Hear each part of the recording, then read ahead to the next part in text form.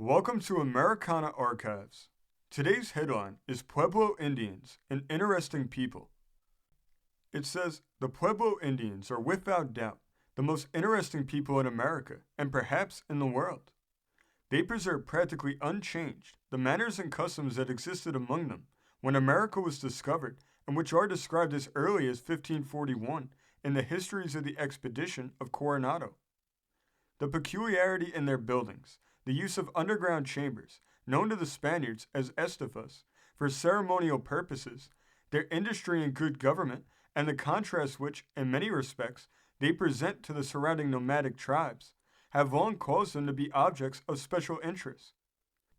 They have no written language, and hence their history, ceremonials, and whatever fiction or drama they possess, had to be handed down by oral tradition, and to preserve these intact, they have a system of instruction and a strength of memory really marvelous to us, whose powers of recollection are blunted by disuse or abuse, and by the mass of unimportant matters which come to our knowledge without receiving attention, and literally go in one ear and come out at the other.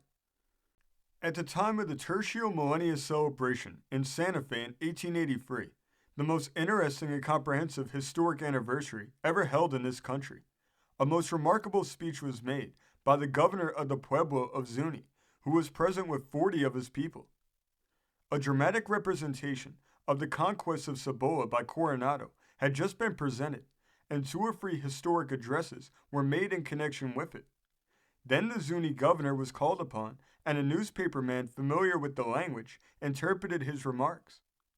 The Great Father, said the governor, has given to all his children good gifts, but they vary in character. To his white children, he has given the power to make marks on paper, so as to perpetuate the history of the events that are past. On his red children, he has not bestowed that gift, but he has endowed them with great memories, so that they retain them in their minds and pass them on from one generation to another. He then proceeded to give the traditions which existed among his people with regard to the coming of the first Spaniards, which agreed almost exactly with the written story as we know it. Their religious system. The Pueblo Indians had the most elaborate religious system of which we have any knowledge. It enters into every phase and action of life, from morning to night, from the first to the last of the year. Everything has some ceremony connected with it, and all the ceremonies are founded on their religious ideals. Perhaps it would be more correct to say that their religion is a most intricate system of ceremonies, for the latter survive, while the fundamental ideals that gave them birth may have perished. These ceremonies find a special expression in their festivals. Some of these are secret, confined either to members of the Pueblo or to single societies or to persons of priestly rank within it.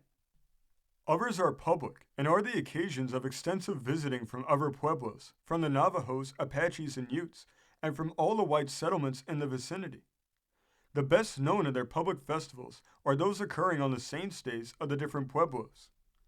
There are 19 Pueblo Indian villages in New Mexico, and each of these at the time of the Spanish occupation was dedicated by the Franciscans to some saint who became its patron. In most cases, the old name of the pueblo was retained, prefixing that of the saint, as San Geronimo de Taos, San Diego de Tizuque, and in others the pueblo has no name but that of the saint, as San Juan, Santa Clara, San Felipe, etc. But in all the saint is the patron, his or her image is in the village church, and the saint's day is the occasion of the greatest public festival. The mixture of Christianity with the old religion, or rather the way the old religion is glossed over with Christianity, is one of the peculiarities of the Pueblo condition. Their annual festivals, as at present conducted, are well worth a trip across the continent to attend. It is no exaggeration to say that no such gorgeous, spectacular displays of color are anywhere else to be seen, and the tourist who visits New Mexico in time to be present at the Festival of San Juan on June 24th, and remains till that of Taos on September 30th, meanwhile visiting those at Cochiti on July 14th, Santo Domingo August 4th, Santa Clara August 12th, and Acoma September 2nd, will have seen more strange ceremonials, dramatic representations, beautiful and weird dances, and spectacular effects than in a lifetime of travel in foreign lands. It is a constant source of wonder, that Americans will cross the ocean to distant climes in search of the interesting, the novel, and the beautiful, and neglect these marvelous exhibitions in their own land. Open hospitality. All the preparations for the ceremonial dances occupy several weeks in advance of the occasion. The younger participants are carefully instructed, and the garments and ornaments, all of which are precisely described as to material, color, form, etc., are duly prepared.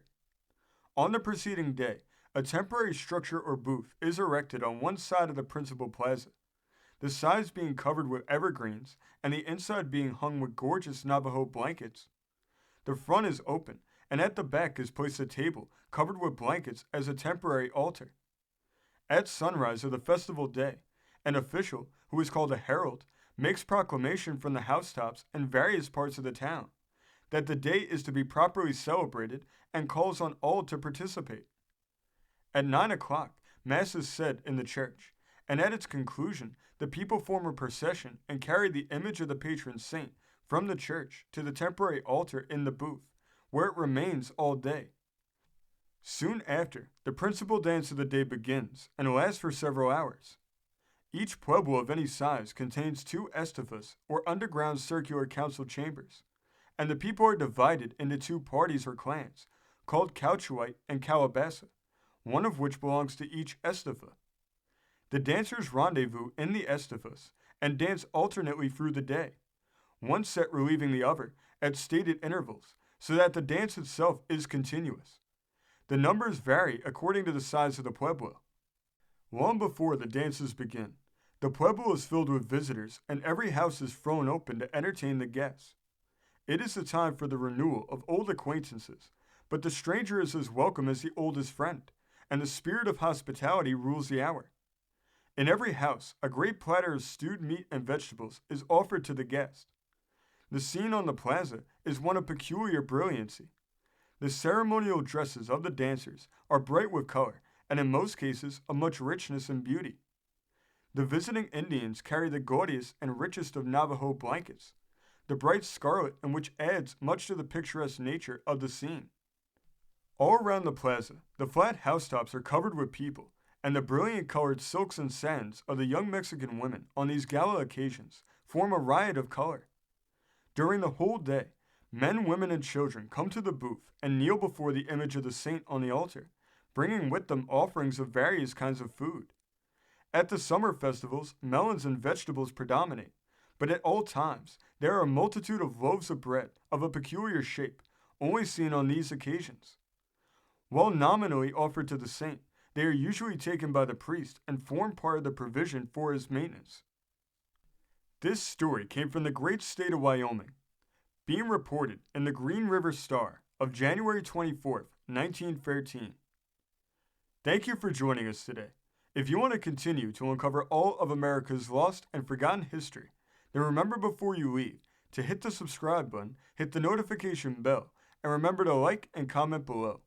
And we will see you next time on Americana Archives.